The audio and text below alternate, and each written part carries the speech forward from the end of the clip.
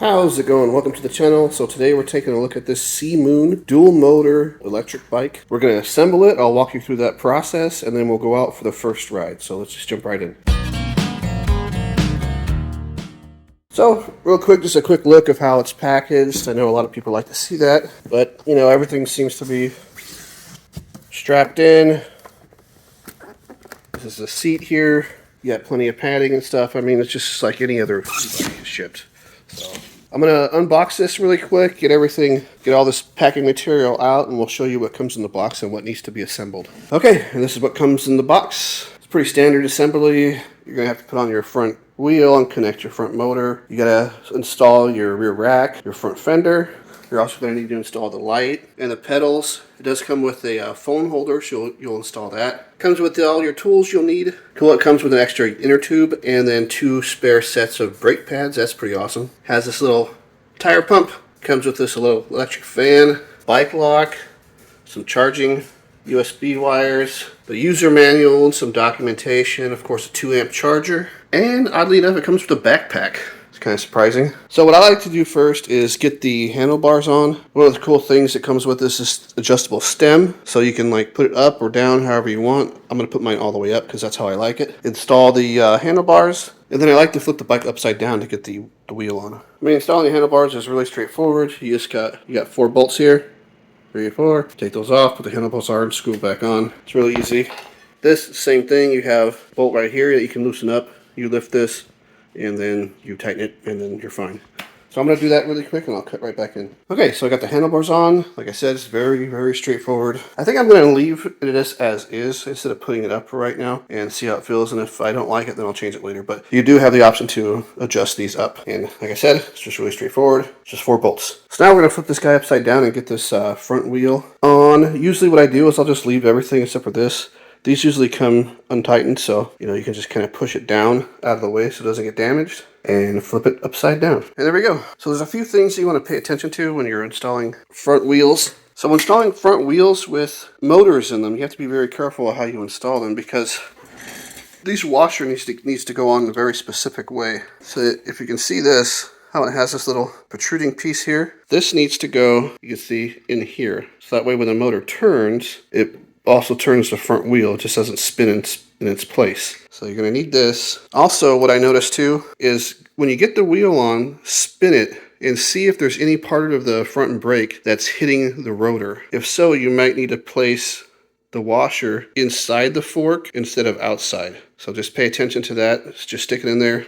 Spin it, everything looks good. It probably goes on the outside. If you're hitting, it most likely goes on the inside. Yeah, so installing the wheel when you have it upside down makes it really easy. I can pretty much do it with one hand. You just want to make sure you line up that rotor in there. Get the brakes in and just drop it right down. There you go. So do a little spin test here. There's a little bit of rub on the brake pads. That's to be expected, so that's fine. And you're going to want to, you see this is the wire for the motor that we're going to plug in right here. So we're going to want to position the wheel just like this so we can put the wire in there, have it come down. So that's a pretty good spot to have it. Okay, so I ended up putting 1 washer on the inside and 1 washer on the outside on both sides. So that stops this rotor from getting pulled in. Okay, so attaching the motors, I mean, really straightforward. You have an arrow there and you have an arrow here.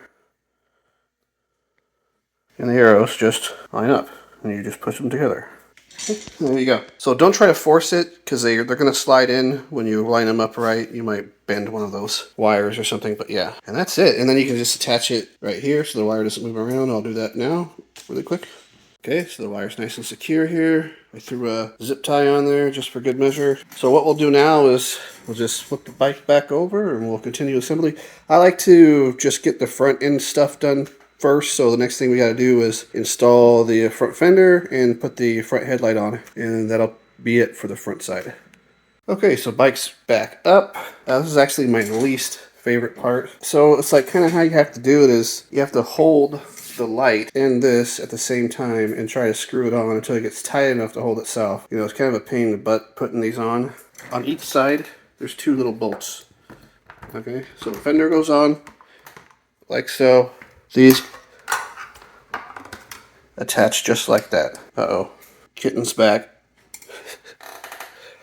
This is a stray my daughter rescued. He's both the sweetest and the most pain in the ass cat we've ever had. Here's a better look at him. Cutie pie. That's enough. He's going back upstairs now. What I'll do is get these two on first, and then I'll cut back in and kind of show you how to get this on. It's actually pretty simple. It's just kind of hard to do sometimes. Yeah, so the hard part is just kind of holding this in place and then holding the fender in place. You can see it's not on there very good, so you have to kind of hold it there, get the screw in, get the nut on, and then try to tighten everything up. It's just not all that easy. So what I usually do is I'll put the screw through first on this side, so then I can pull this in. Gotta try to hold it with my thumb right there. Get the washer on, hold that, and then just kind of get it started if I can. I got fat fingers, so yes, I just was barely able to do it. So you want to try to get it as tight as you can by hand, just to kind of hold it in place. And you want to try to you want the fender to be as high as possible. So you're going to need two tools. You're going to need your Allen wrench here to turn it, and then just like, you know, some kind of plier or something to hold the bolt. And then voila, that's it. So you got your fender on, you got your light on, you got your wheel on. So the front end is done. So now we still need to put on these pedals. We need to install that brake light there, and then get the rear rack on, and then we're done. So let's do this rear rack next. So for the rear rack, you see you've got a bolt here, and then you've also got one up here, and that's where the rack is going to attach. You can see you kind of want to line it up. In my experience, it's usually better to put on the rear screws first and then leave them loose.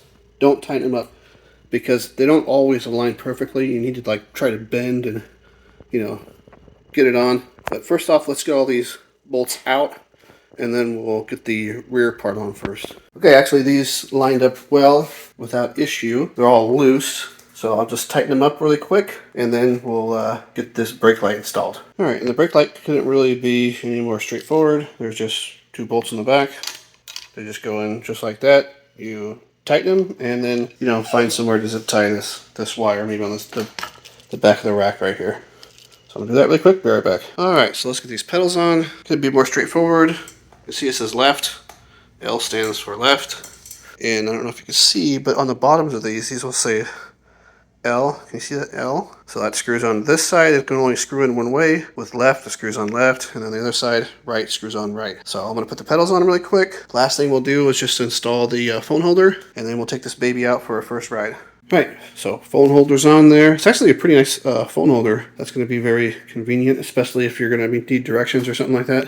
One last thing before we head out is gotta air up these tires. These are max PSI is 20, so I'll air these up and let's go.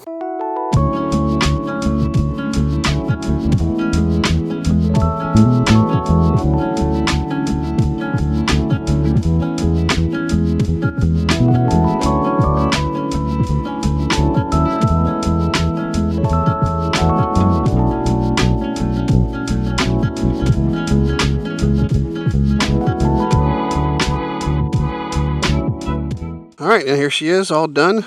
Man, this flat black does look cool, doesn't it? So we'll just jump right on and get going. Hey, before we jump into the test ride, do me a favor and hit that subscribe button. I'm really trying to make it to 10,000 subscribers. You can help with that. Just click that button. Thanks in advance. Alright, so we're going to do a thorough review, go over all the specs, and do a thorough testing in the next video. This one I just wanted to get a feel for it, because I really love these dual motor bikes because of the torque and acceleration. Nice acceleration. So this is a 52 volt bike.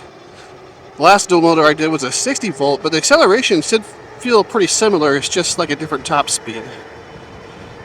So just got up to 29, 30 pretty quick, 31, 32, 33, 33 miles an hour. It does have 26-inch wheels, so it's going to be a little higher top speed than like a 20-inch. Brakes actually feel really good. It's got full suspension, which is cool. Let's see, how does yeah, so I'm 275 pounds and the suspension actually feels pretty good. It's not too shabby at all. You can tell it's a 26-inch and not a 20-inch by the feel of the torque. It does have pretty good acceleration, but it's not like peeling out that front tire or anything like that, but we're not fully charged. So the next video, it's going to be fully charged and we'll test everything thoroughly, but just first impressions. This being a 26-inch and having that full suspension, it should feel really good off-road.